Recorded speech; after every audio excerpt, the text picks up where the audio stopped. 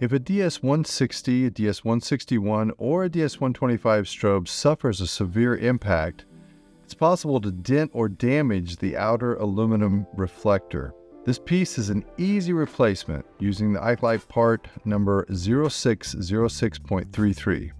I'll show you how it's done. Use a very thin, flat-headed screwdriver to gently separate the rubber shroud from the front of the strobe.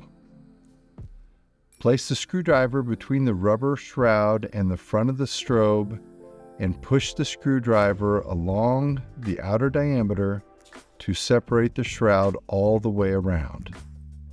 Remove the damaged reflector from the shroud and install a new piece in its place. Press the rubber shroud back onto the front of the strobe. You want to make sure to push it all the way down until it meets the gray strobe body. And that's it. If you have any questions about your strobe or any Ikelite products, please reach out to us by email at ikelite@ikelite.com.